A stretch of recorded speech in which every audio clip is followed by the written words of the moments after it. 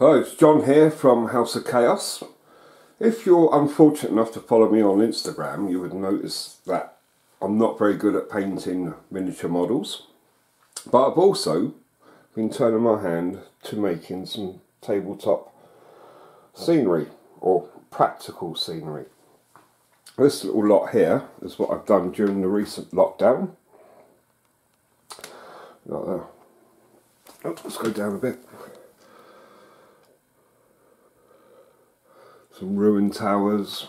There's a 16-inch tower there, another ruined tower, thatched buildings, some trees, some more thatched buildings, just general farm buildings, and some more farm buildings and a thatched roof. All of this has cost less than £20 to make, and you don't need any sort of special tools to do it. And from the materials, I still have plenty, and I could probably knock out 3 times as much as this. In this video, I'm going to show you how I made this building and this building, which in theory is basically the same building with just a different roof on it, without the need for a hot wire cutter. So before we start, we need to get some tools. First off, set square. This is a metal one. You can use plastic, but every time you run the knife up it, you're cutting a little bit of the plastic off. A metal one's good. It's got inches one side, millimetres, centimetres the next. You need a brush. This is nylon brush. We'll use this to texture the wood panels.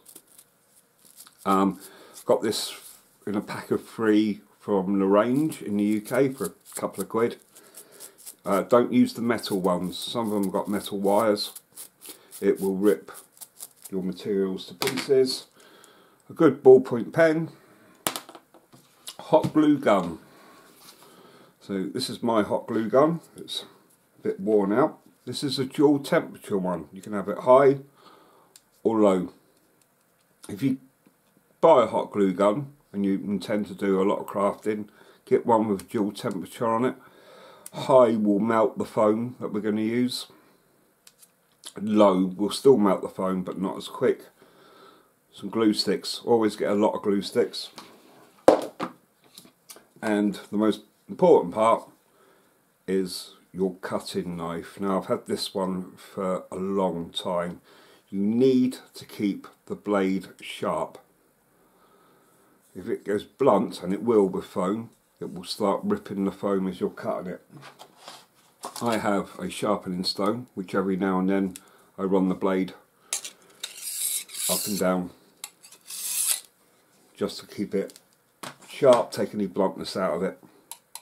I'm not going to go into safety with this, but be careful. Then you're going to need material. You can use foam board. This I picked up at Hobbycraft a while back. It is 5mm thick. It's got plastic coat, paper coating on both sides. If you use this, you will need to try and peel the paper off in one go, and I'm not sure you can see that, but this has also left a bit of the backing of the paper behind. This is a real pain in the arse to do on some pieces. Some pieces it comes off really quick, some pieces it doesn't. Or you can use this. Now this is 5mm thick, it's XPS foam, but this is flooring underlay. It's got a bit of a sheen on it. On one side, I'm not sure if you can see it or not, has these ridges in it. This comes in sheets roughly 3 foot by 2 foot. It's a little bit more brittle and can snap easier than the XPS, the foam board.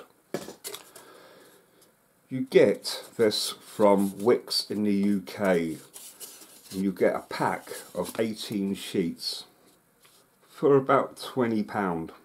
That's an awful lot of small buildings. So What we're going to do, we're going to use this because I have a lot of it, and I don't like to spend 3 days peeling bits of paper off. First thing I want to do is make sure that I've got a square edge. With my set square, I'm not sure you can see that on the camera, but set squares flush against this edge here and flush in this corner, but as you can follow it along, it isn't quite flush here. So first thing I'm going to do is square this off. Because I know that this edge is flat and straight and true, I'm just going to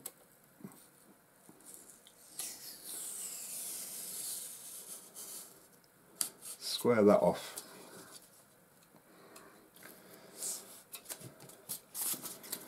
Now I know I've got a square edge. My building is going to have 2 gable ends and 2 side walls, and for that I am going to want to draw or mark out with my pen where I want those walls to be. So for this building I'm going to make the front wall, or the gable ends, 6 inches long, which is there.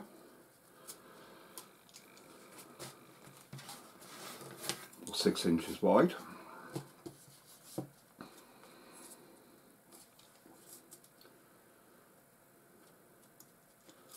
And I want them I want my wall sections to be 2.5 inches high. So I'm going to put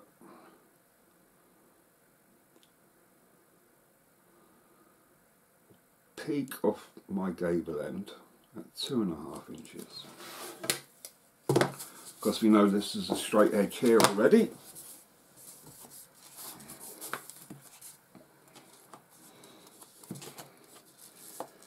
Put that in, flat up against there.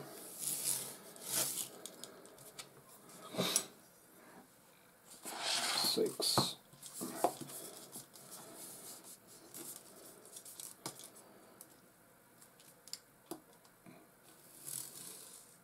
12.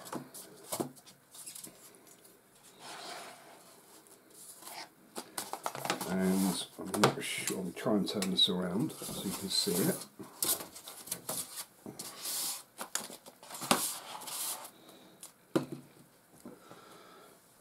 We know that's square now, so I'm just going to butt everything up together.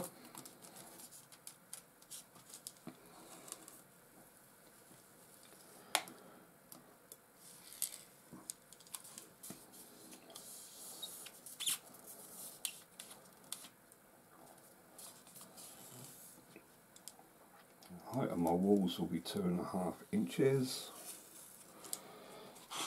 So we know well, that's 6 inches and that's 6 inches. It should be approximately 6 inches.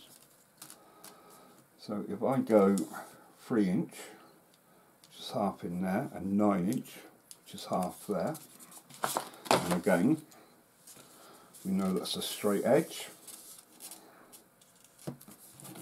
Butt everything together, make sure it's snug, just draw that line up there.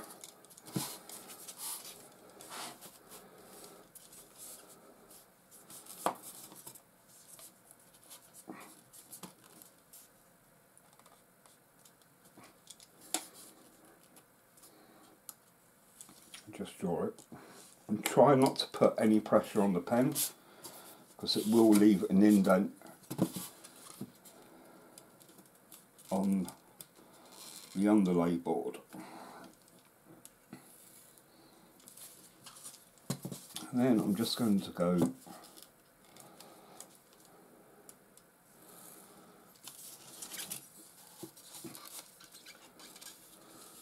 corners to corners from what will be the top of the wall to the centre mark of my gable end.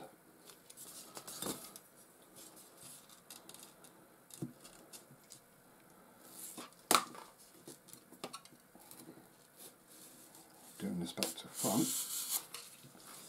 kind of difficult. I'm just going to cut that out.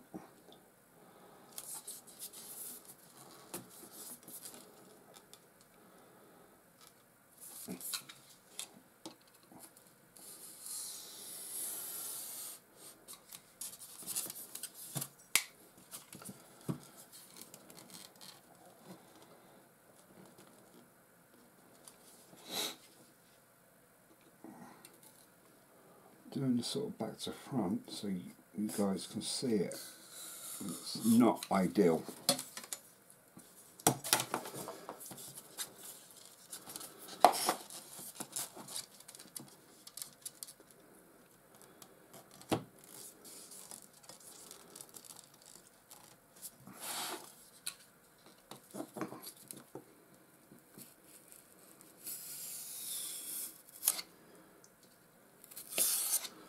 And there you can see where the blade's snatched because it's going blunt.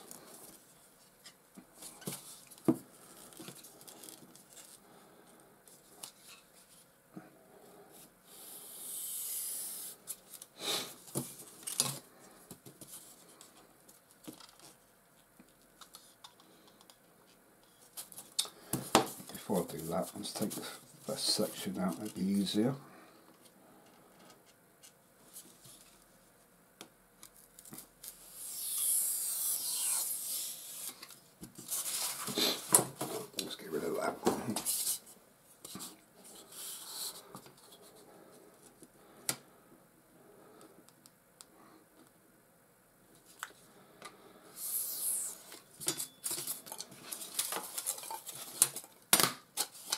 So that's the two gable ends, and they should be approximately the same. Doesn't matter if they're not, if they're a little bit out, because we will dress it. Now I need to make the sidewalls, so this will be something like that, and the sidewalls will be running the length on both sides.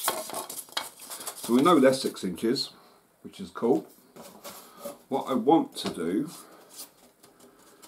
is square up my board again. Don't throw these away because they'll come in handy later.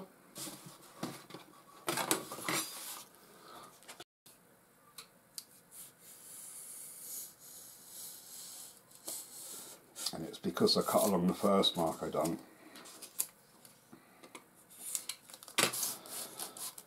That would explain everything. Right. So 8 inches,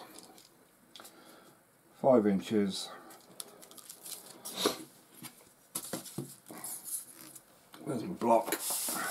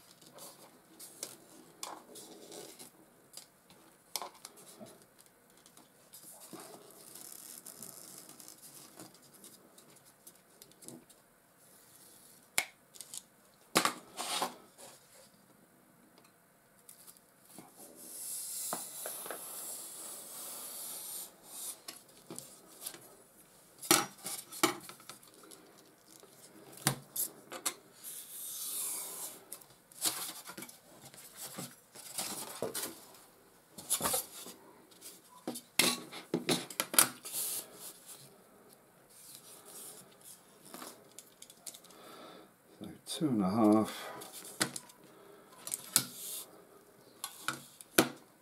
Let's say 2.5 or 3. 2.5.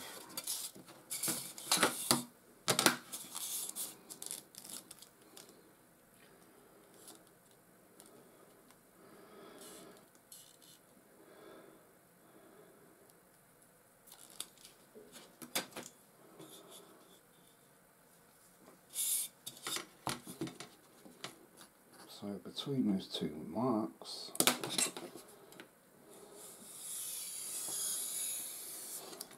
that should be better.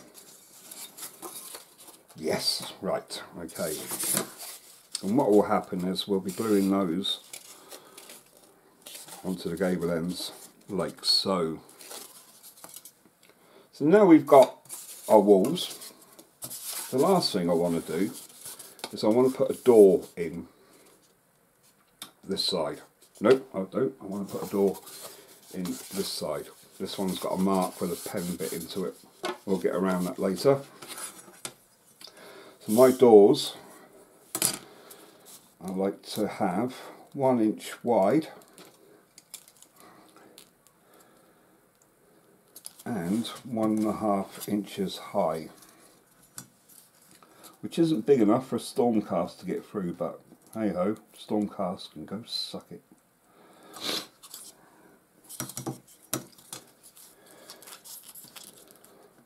You know this is all reasonably straight. Just going to mark that gently with a pen.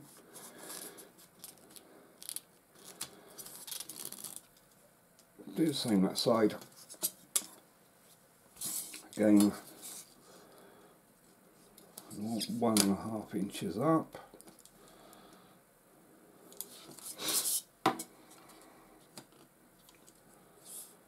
There.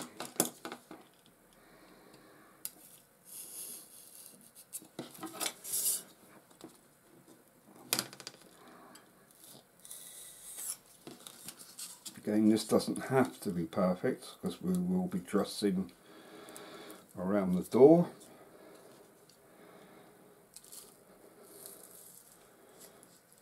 And I really need to sharpen my blade. Right. And from there, we have our doorways. This here is what's happening when the blade is blunt. I actually think this one's got a bit of a cut out in it as well. That's not a problem. We've done most of the serious cutting. Next, we need to texture these walls before we glue them together. And before I do that, I'm going to make a cup of tea.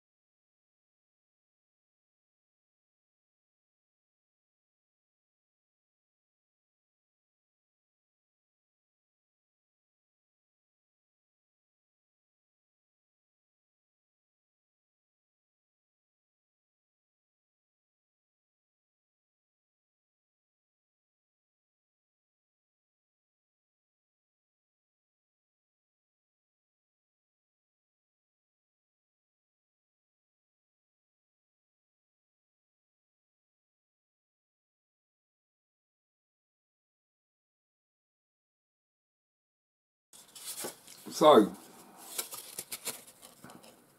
that's one gable end, and it took, I'm not sure you can see that, nearly 15 minutes.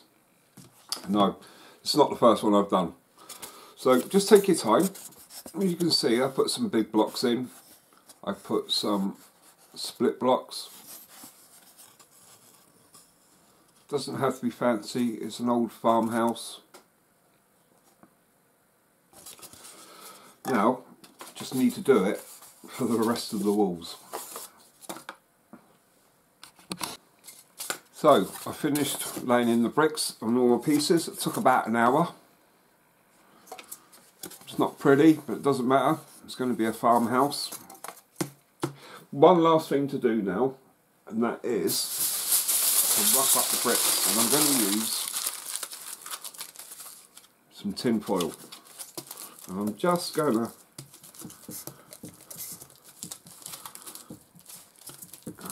you can see that or not. Let's move that before I knock it flying. What this will do is put little dents, scuffs, indentations into the brickwork.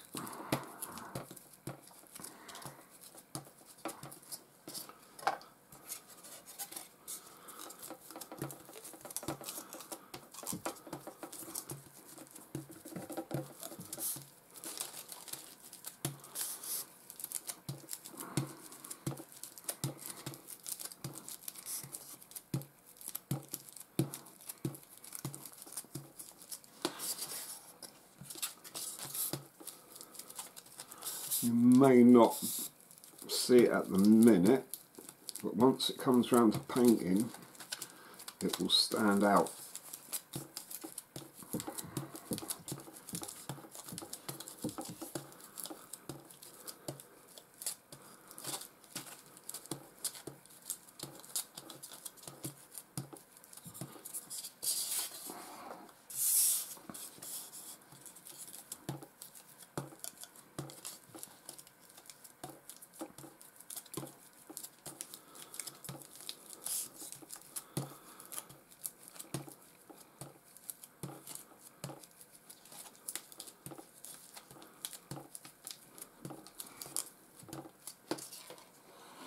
I'm not sure you can see that.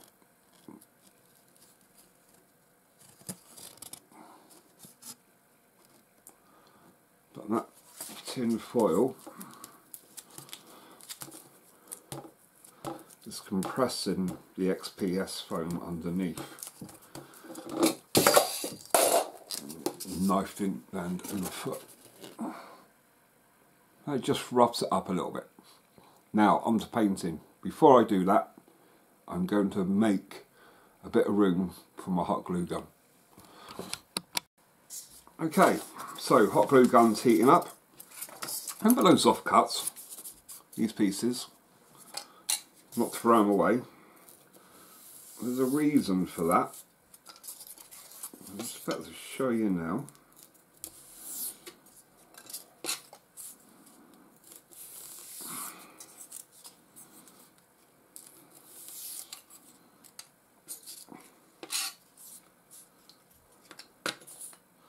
Okay, so this is my wall section. I've marked it where I want up, and this will glue onto the front gable end, and it's going to glue like that with the wall on the inside, like so, not on the outside, on the inside. To give that a bit more surface area for the glue, I am going to glue these pieces onto there. And you don't need a lot of glue for this. And what you don't want to do is glue it near the top of your wall or too far to the bottom. Just glue it sort of midway and make sure it's flush. Once again, hot glue is on a low setting, and be careful. Bit of hot glue on there. There's a little bit of time before it cures, and that's it. I'm going to do this to my two length walls.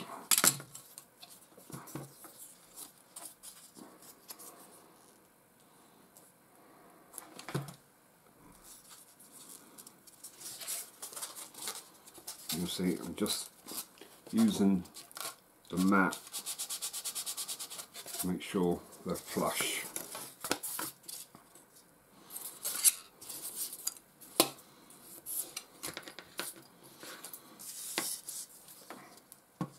My hot glue gun has a habit of, one, to keep leaking, and two, to keep falling over. It's an age thing. And again, on there, while it's still curing, push it into place, make sure it's flush with the end walls.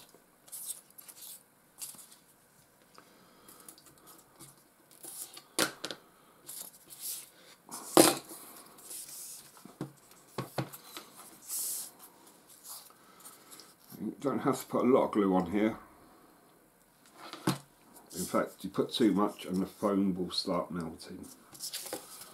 And there, it's in place, just making sure it's in there. Sorted. Now comes the part where we glue the walls to the gable ends. To do this, I'm going to run glue down here. I'm going to line it up flat on the table like that, and then flat again like that, so it's almost square. It won't be completely square, just due to the material. The material warps after a while, especially when you put a billion score lines in it.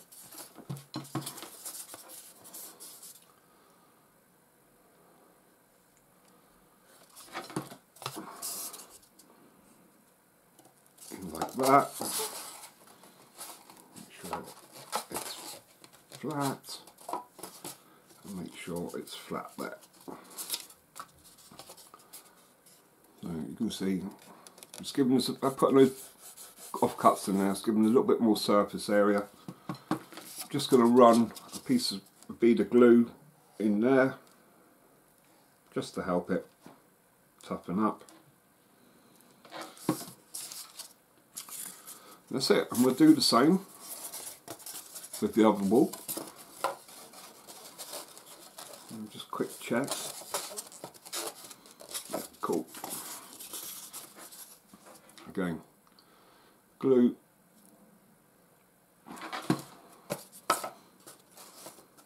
Cable end. Glue it in so it's reasonably flush.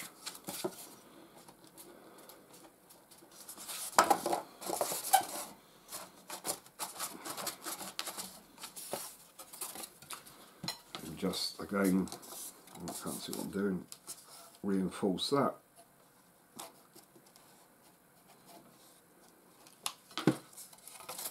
If you're getting stringy parts come off from your hot glue, which almost nearly all the time, don't worry too much about it. Wait for it to completely dry. And then go back and just pull them off. If you try pulling them off while the glue's still warm, you'll find that you'll just stretch it. And then it's the same process for doing the other gable end.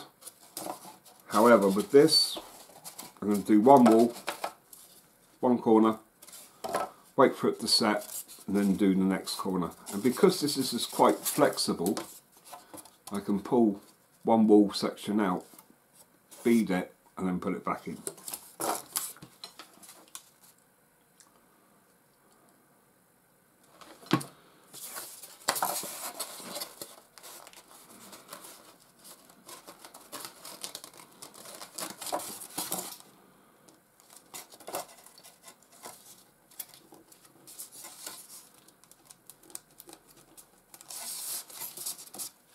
Again, a bit of reinforcement in there.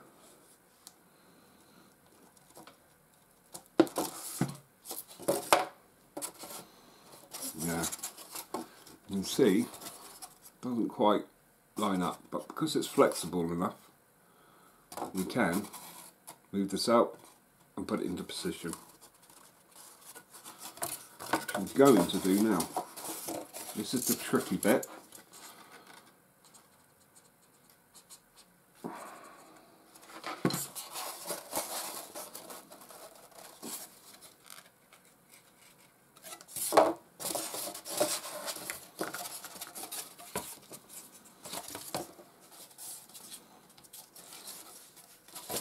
Ouch, put my hand to it.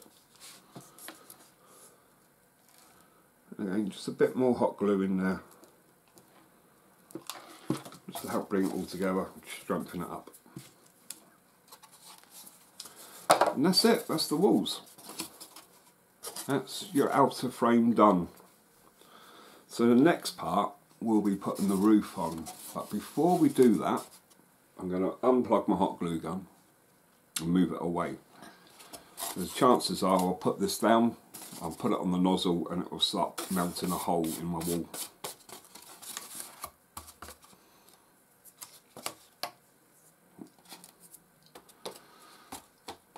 XPS foam is a good conductor of heat, so it can take a bit of time for the glue to set up properly, so just be wary of that. Plus the foam will get hot, But it's almost square, which, considering,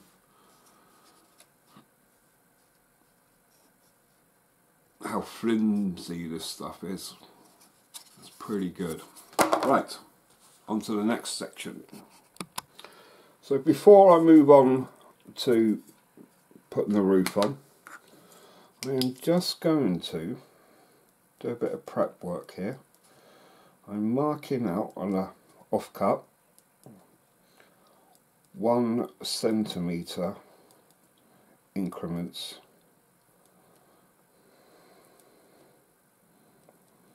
along there. It doesn't have to be brilliant.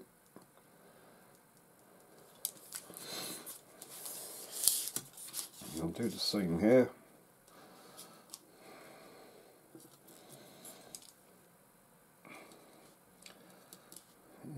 30, 40, 50, 60.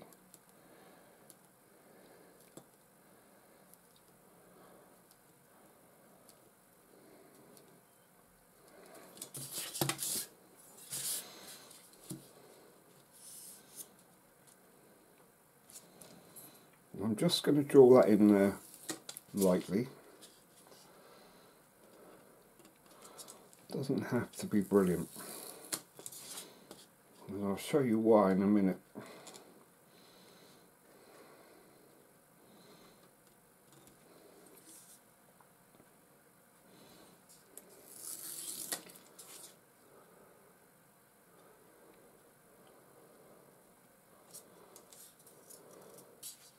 That one's gone right off. Try that. That's better.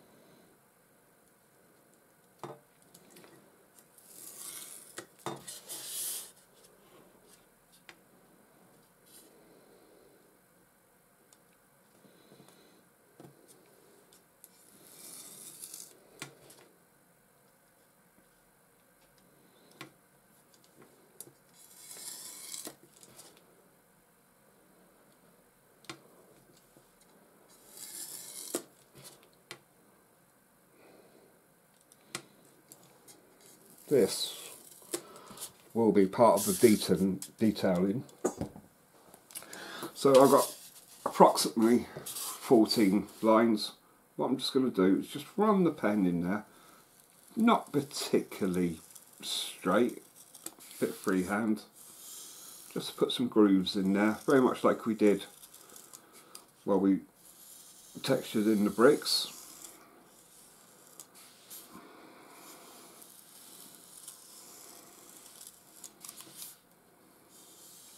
I'm just letting the pen run down that line.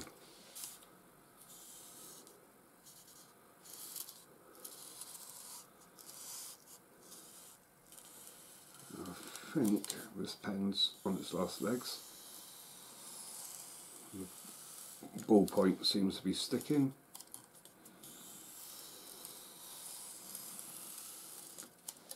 And the reason I'm doing this will be the wooden timber details for our building,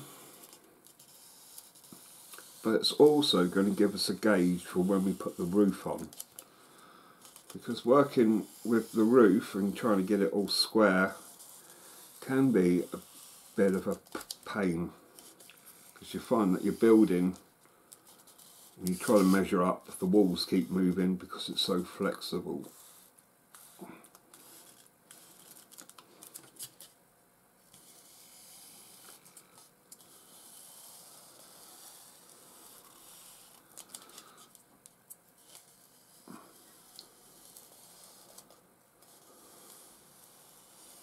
And we know that that's there, no good.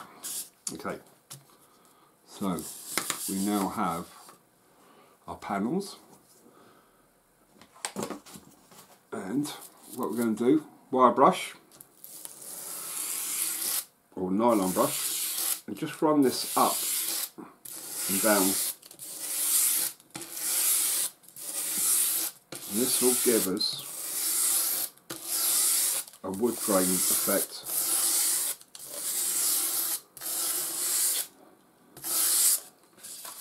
on our wood panels.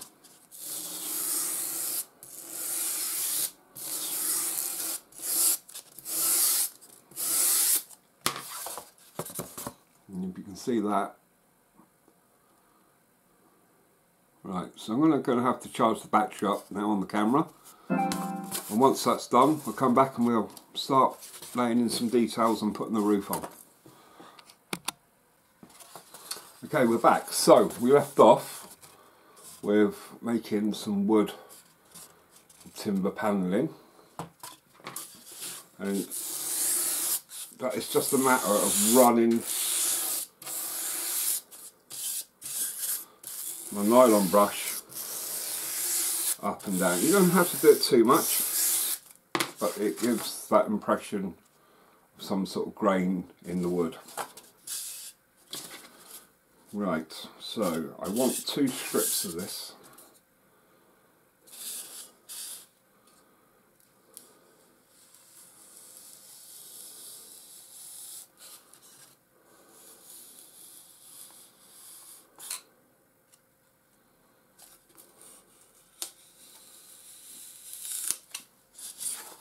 It doesn't have to be perfect.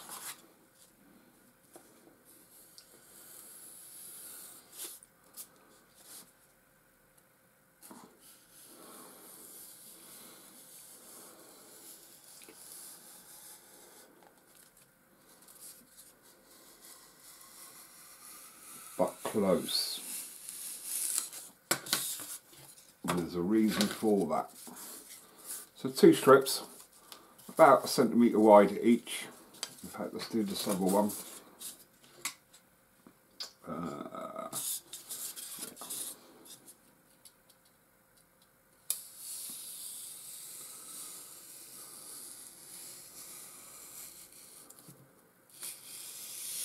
That's better. Not so wavy. Because we're going to need these to help gauge the roof.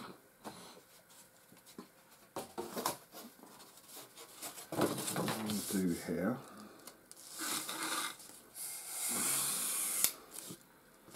Just cut some of this off. You're going to want to square this piece up. I'll get a rough idea of how much we're going to need. Yeah, right.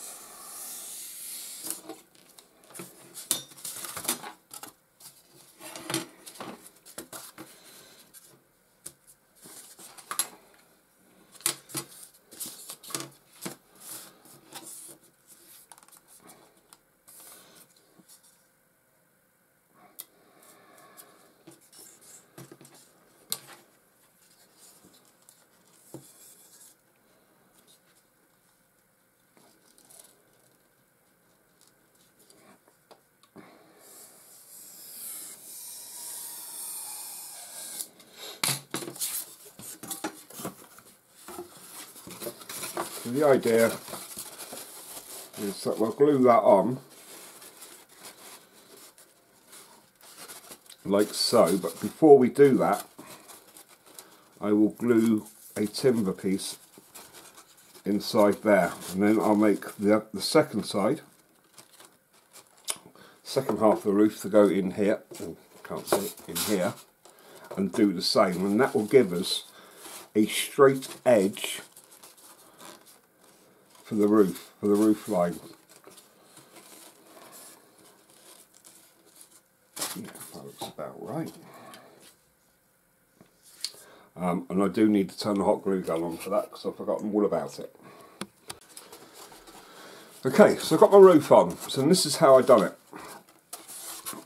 I put these beams on, you can see it there, timber beam there, and timber beam there to the roof panel, and I glued them on, and I've done the same that end.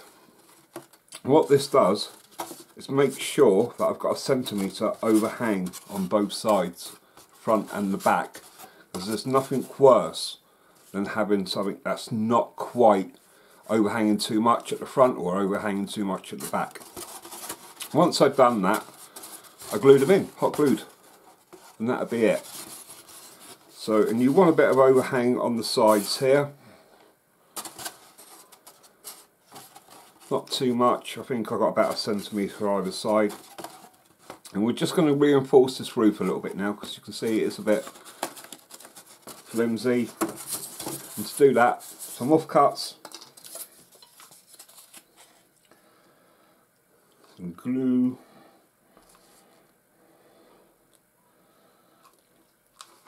and I'm not going to force this into the roof, I'm just going to lay it in there and just push it and butt it up into place.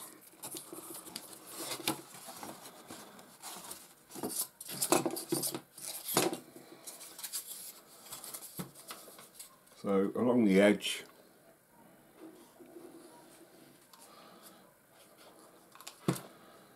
on the sides, it's kind of hard to show you what I'm doing.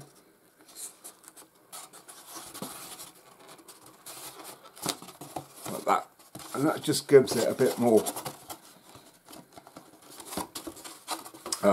strength along the ridge line. And I'm going to do the same just on the insides where the walls meet the roof. You'll find that there is a gap in there. So we're going to do hot glue one side of this, one straight edge, and just rest it in there. I'm not going to push on it because if I push on it, this will happen. The roof will bend. We don't want that. We want that roof to sit kind of flush, and that will strengthen the roof up.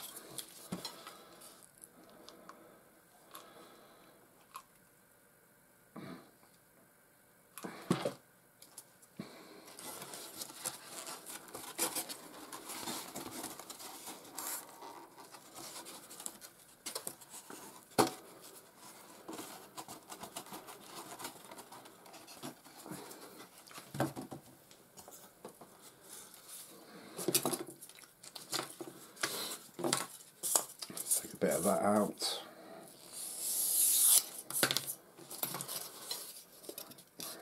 Oops. Some glue. Slide that in. Gently push it up so it's touching. And there you go. And that will strengthen up not only the wall, but also bonds a connection to the roof panel. Now it's on to detailing. Okay, so these are all the timbers that we cut. This is going to be for our detailing. But before I start gluing these on, I'm just going to hold the timber, because you can see it is kind of bendy, and just run the nylon brush up the edge where I've cut it away from the rest of them.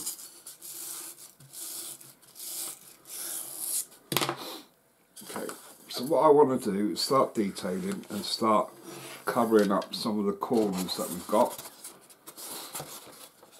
So the first thing is, we know that our wall, our side walls, are 8 inches long, and I'm going to want to put a detail beam in there before I do anything. So I'm just going to mark that with a pen, 4 inches, right in the middle. right there. Get one of the timbers. I'm just going to see that. Just slide that up. It doesn't have to be mitered to fit in with the roof arch. Trust me, you're never going to see it. I've got a rough idea of where I want it to be. I want it there. I'm just going to get the pen again and mark it off on the inside like that. The reason I'm marking it is because I only want to put glue, and it goes off the edge of the table, on this part. If I start putting glue on here and it dries, and this part is beyond the wall, I won't be able to use this part again. So let's get my building back up.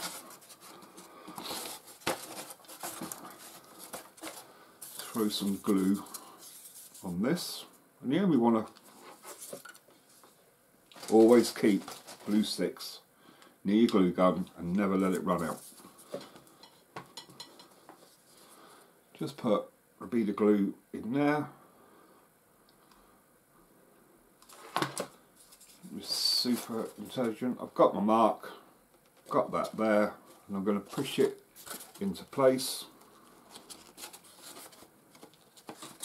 like so.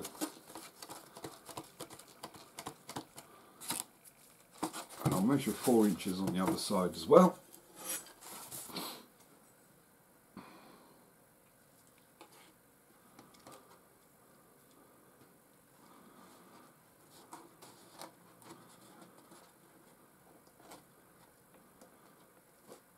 Just about there.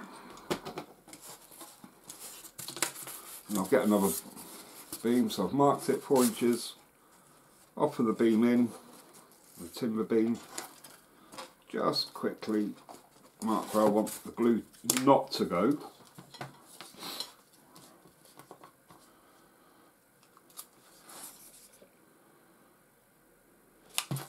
And again, I'll just eyeball that in like so, press it into place.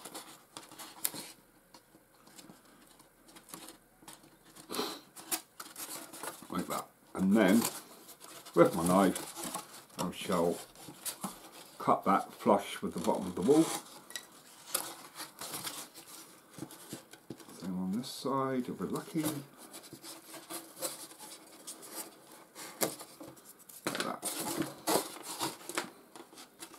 There's a reason why I've done that. Done these ones first, and that's because I know that's the exact centre of this facing, and that's the exact centre of this facing. Because what we're going to do now is we're going to cover the corners with some timber, and once I do that I will then put some extra timber beams in here. But if I didn't have the centre mark, I'll be measuring it all out again, but then I'll only need to measure halfway between the end of that timber and the beginning of this timber. That might sound a bit complicated for what it is. So, when we glued the walls together, we glued the side walls inside the gable ends. We're going to cover that up now, but what we're going to do this time is with our timber,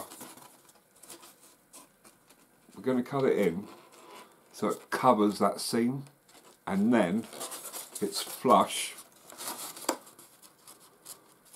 with the front of the gable end, so that's flush this side, and it's covering that seam that side. I don't need to mark my timbers because I'm going to put the glue directly on the building. So make sure you can see this. Oh, big blob of glue. So just down the edge, the timber. Put it in, push it into place.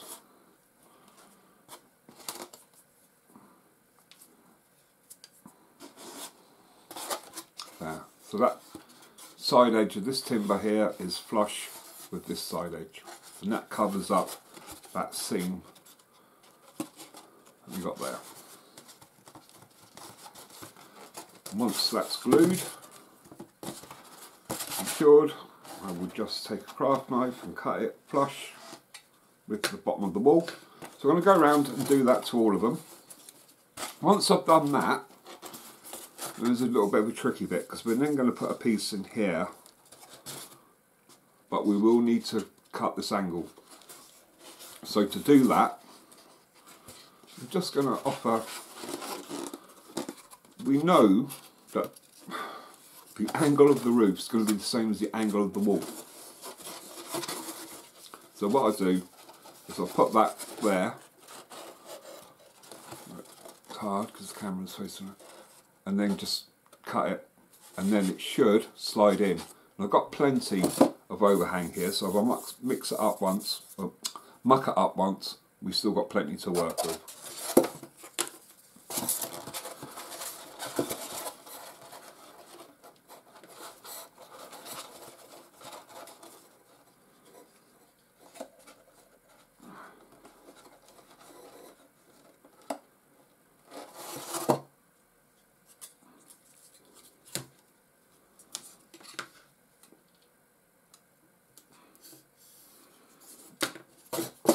Cut that, and that should fit nicely in there. And this time you'll see that the seams this side, once that's done, it will strengthen this corner, because now we've got an overlap on that first join we put in, joining the walls, and then we've got a second overlap, and then this will be a third overlap again. So we'll glue that in. I'm going to go around and do that to all the corners, and I'm going to keep this little piece of cut off because it's a good gauge to say, well, that's the angle of the roof, so I don't have to struggle keep trying to offer timber frame bits in and then cutting it. I know that that's the angle. So back right after I've done that. So okay, I've been around, put all the corner trims on. That's there. And I started putting some of the timber details in, as you can see. Around the door, remember when I said it doesn't really matter too much how if these are straight lines when you cut the door out? That's because we've dressed it up here. Now, I don't think there's any sort of fixed pattern to putting these timbers in. I haven't found anything online. There probably is. Probably get some experts telling me I've done it wrong. But and I just eyeballed these pieces in, and some of them don't quite match up properly. That's okay. That adds character to the building. You don't want them all looking the same. Next thing I'm going to do is put a door in, and to do that, offcut, I'm just going to make sure my offcut is bigger than the actual doorway, and we're going to do the same as when we made the timbers. But I'm going to do sort of 5mm planks.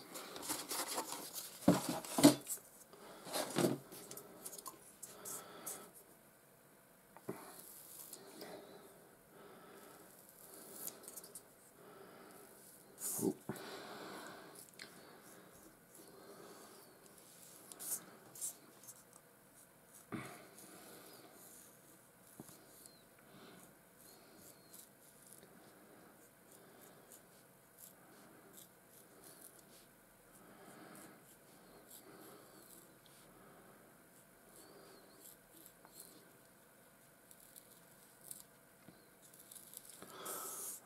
Just realised you can't see that.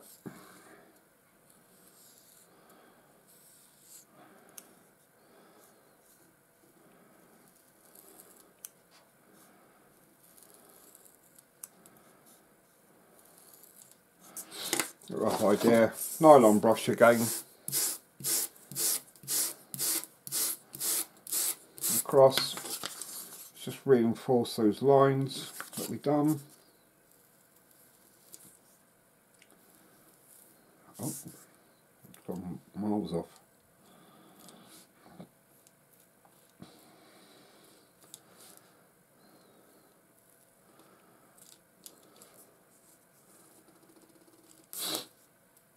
Oh dear, glue up my nose.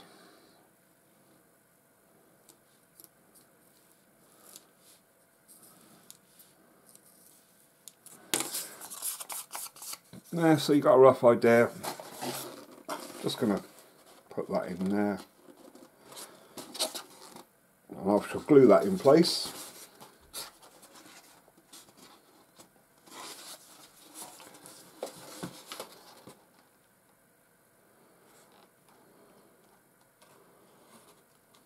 So around the door frame, plenty of glue. Yeah, that way. And what I'm going to do, when I've got it sort of lined up, I'm just going to put it on the table and make sure it's not extending past the bottom of the building. Yeah, I'm going to leave it. So we're almost done on the detailing before we move on to the roof. And before we do that, you should have by now loads of little offcuts. And what I'm going to do is just glue those in like that, and then cut them flush with the end of the support timbers here, and that'll give the impression that the beams are running right across the building, right across the top of the roofs as supports for whatever roof material we're going to put on it. So I've put the supports in, I've just glued those in and trimmed them off flush almost. That gives the impression that these beams are running along the length of the roof as support, which they're not.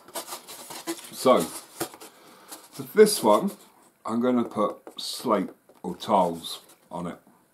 I will show you how to do the thatch roof on one. We've got another building we can use. But before we do that, I'm just going to take the pen and I'm just going to score in some more deeper grain lines on the wood, like that. I'm going to do that all over. You don't have to go mad. It's only to give the impression. I'm going to do that along every bit of timber, keeping with the grain we've already got. And you'll notice that these roof ends on the gables are a little rough. What we're going to do here is we're going to put some more timber dressing along here. But instead of it being a centimetre, we're going to have 2 centimetres. And the reason for that is each one of these boards is 5mm. So that's 5, 10, and then with the supports, that's 15. So I want to cover those up, but I also want 5mm protruding over the roof. If you get what I mean. So that when we put the slates in, they're all going to be sitting flush. That's the plan. Once I've got that done, we'll be right back. So I've been around all the timbers and I've just run the pen through to highlight some of the grain, and I also put the fascias on the gable ends. You can see, and that should give me a 5mm ridge all the way around here. This one is going to be tiled, so having that ridge there will keep everything nice and square and tidy. And that is the last of gluing the foam, thank God. Next bit, well, you know, I said drawing in these panels was the most time consuming bit. I could be wrong. Okay, so I started laying out how I want my tiles to be. And this is the first row of tiles, and it is 1/2 inch by 1 inch, and I put a line in there at the halfway mark. That would be my first full solid line. Marked it out in a bit of card. This is a bit of an old GW packing box. However, my first hot glue gun row will be exactly 1/2 inch wide and 1/2 inch depth of each slate, and that'll be the first row that I go in, and then the first full row will then overlap halfway. So something like that, and we'll keep building it up and building it up. To give you a rough idea of how many of these strips you're going to need, that surface times 2 and that surface times 2, because we're going to overlap each one halfway. So yeah, it's going to be a bit of a pain, but it'll be worth it.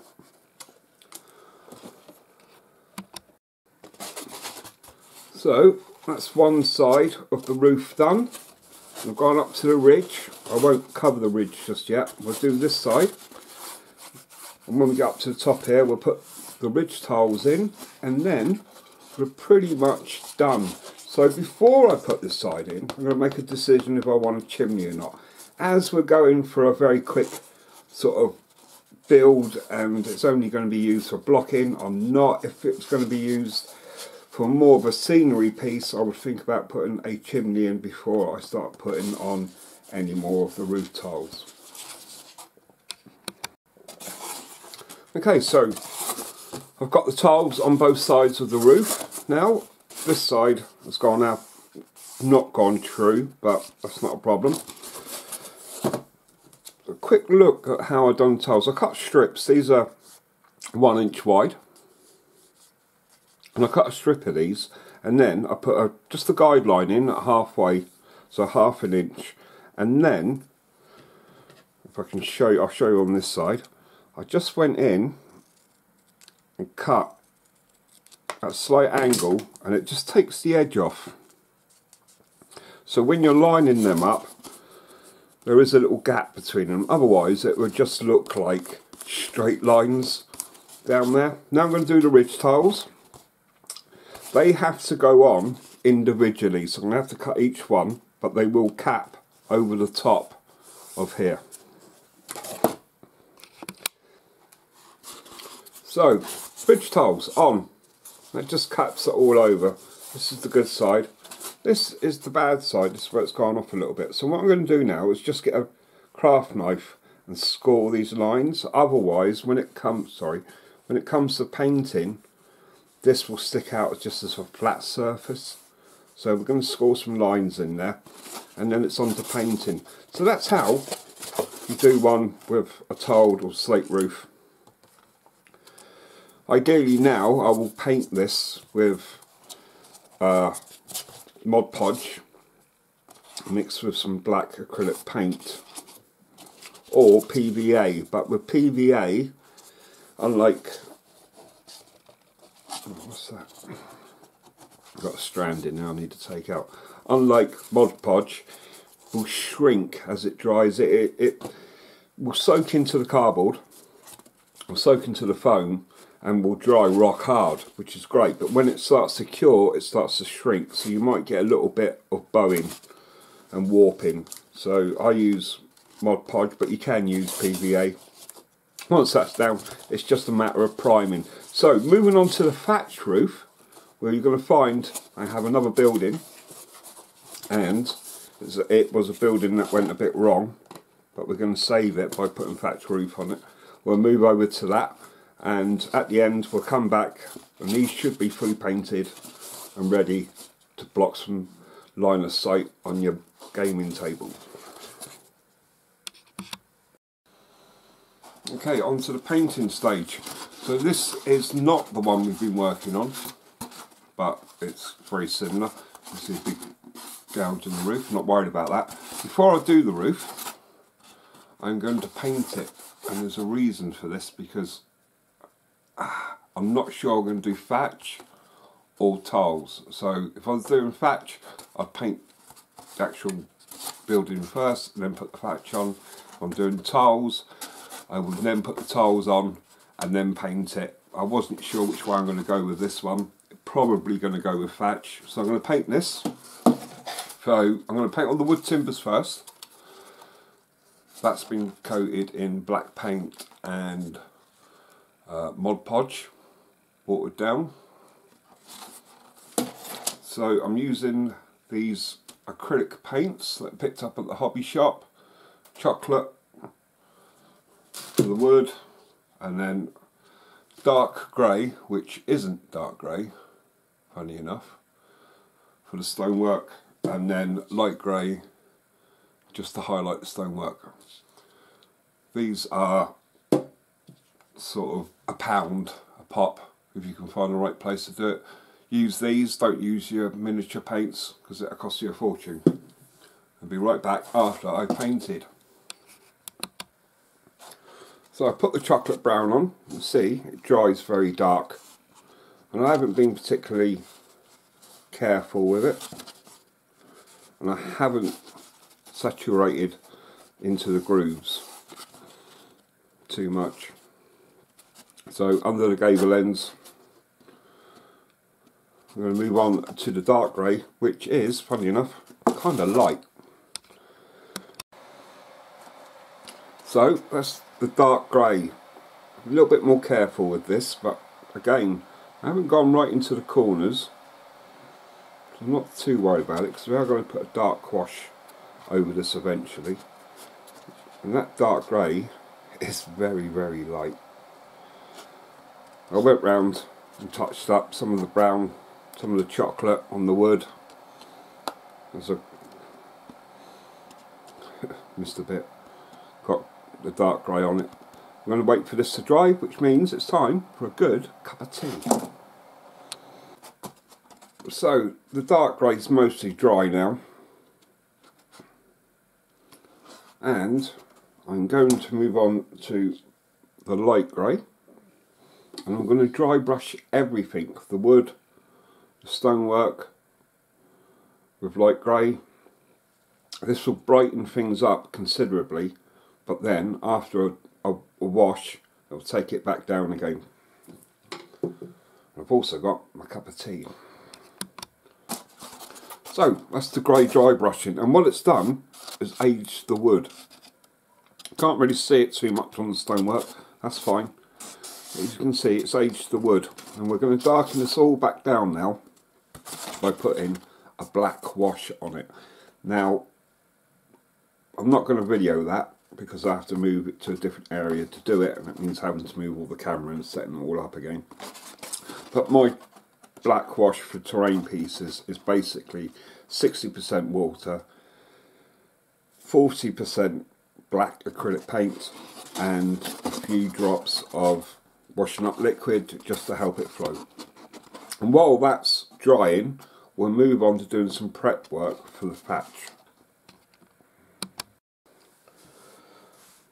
So the black wash is drying, and now it's moving on to the thatch roof, and what I'm going to use is teddy bear fur.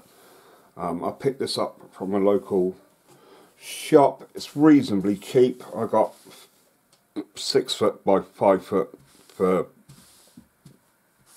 less than a fiver. Thing with teddy bear fur, it has a natural lay on it, which is, as you can see there, and that isn't. So that natural lay will be pointing it down towards the ends of the roof. When you're cutting teddy bear fur, you need to cut the backing and not try and cut the fur itself. So in this example, pair of scissors, I'm going to just back comb that a little bit and cut that off there. Because what will happen is if you just cut straight across, you'll get, let's try and demonstrate this. So natural lay, sort of down like that.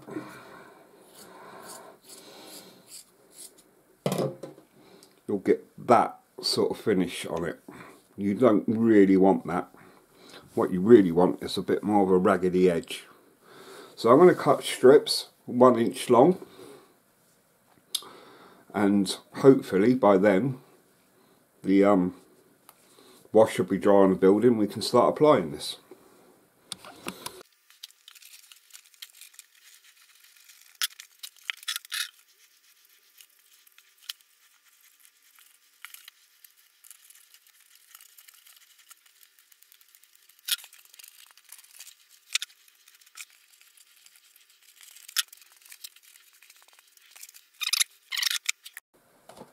So that's both sides of the roof covered. What I'm going to do next, this teddy bear fur is a bit of a nightmare, is with an offcut,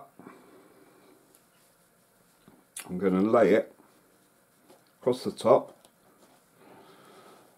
and when it comes round, because we're going to seal this over with PVA, I'm going to brush stroke this so the lay of the fur matches which side of the roof it's going. So what I have here is a 50-50 mix of PVA and tap water. If you've got an old brush, now's the time to use it. I don't unfortunately have an old brush, so I'm going to use this, and what I'm going to do, I'm going to try and do this backwards. So I'm just going to paint this on like that, and what will happen is you'll get strands of teddy bear fur coming off.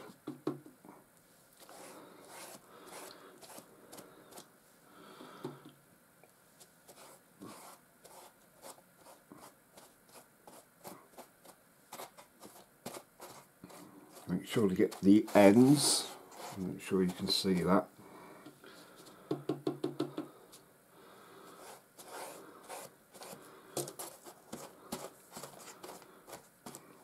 And what this will do will soak into the teddy bear fur, and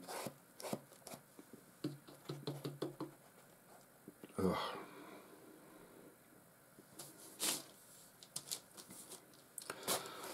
stiffen it up, but it will also soak through and stick or adhere the teddy bear fur to the backing of the roof. Like I say, every now and then you really need to take the fur off your brush, especially if you want to keep the brush afterwards. So I'm just going to do one side for a minute.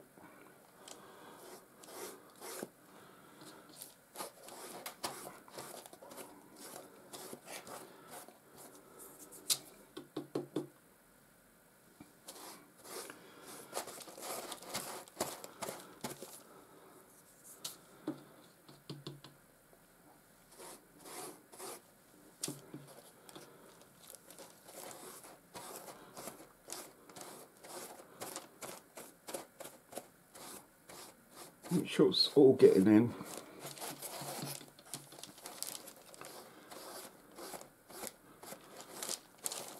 Make sure you can see what I'm trying to do there.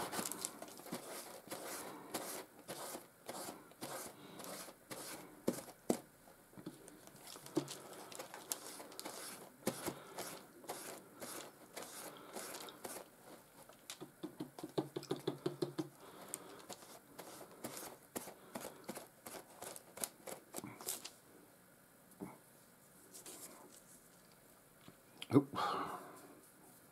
Stuff, terrible. I'll come round to the gable end here. Just going to go off a little bit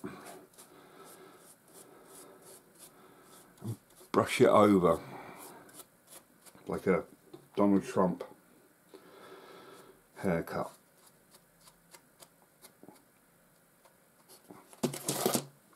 Just like this.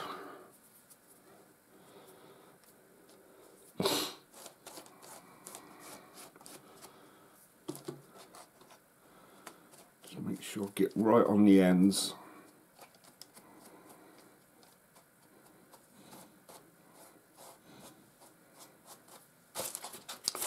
That's one side. This is going to do the ridge.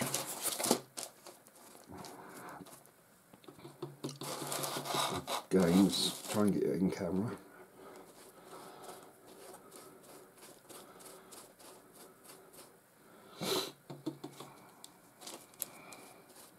I'm really going to soak this hot glue again here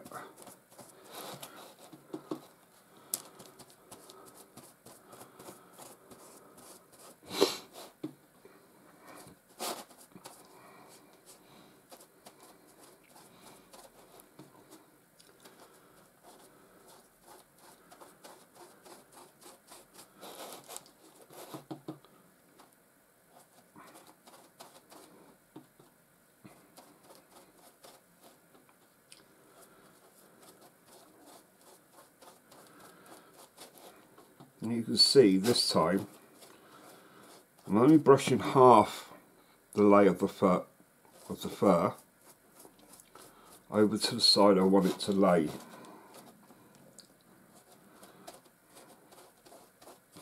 Which means I've got to use quite a bit.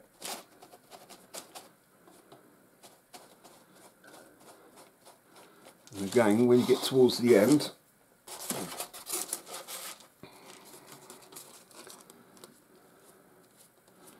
you just want to brush it off slightly so it reaches over that gable end, like so. And then do the other side. I won't record that because I'm sure it's exciting enough as it is. And that's it, all covered in PVA. What I'm going to do is let this dry, and when I think it's dry, I'm going to let it dry some more, because this stuff will soak in, and you'll think it'll be dry on the outside, it's still damp in the middle.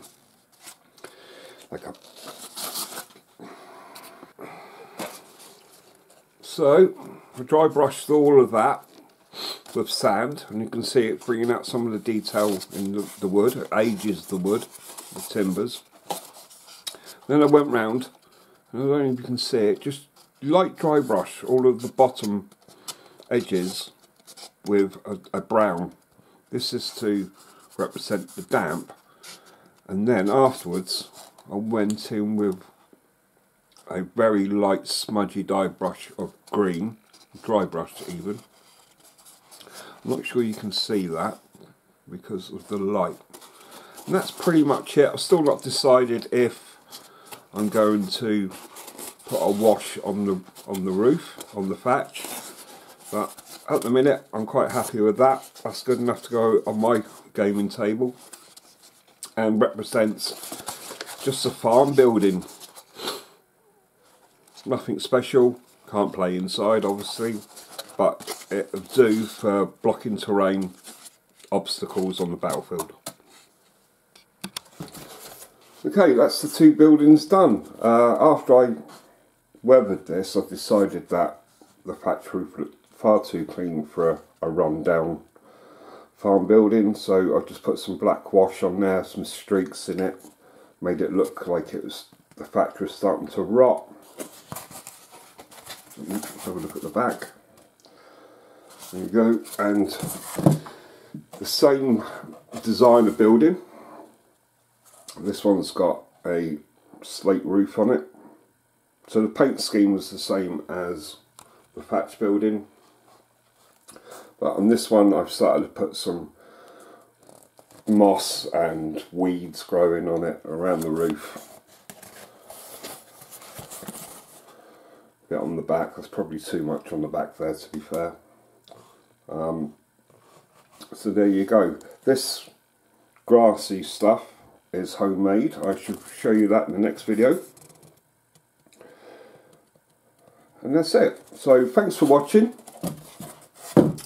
We'll be moving on to making some trees, some more buildings, some towers.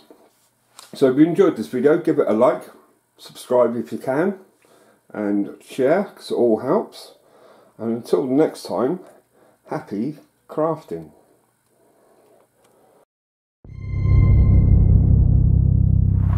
This is a House of Chaos production. Please like, share, and subscribe. Thank you.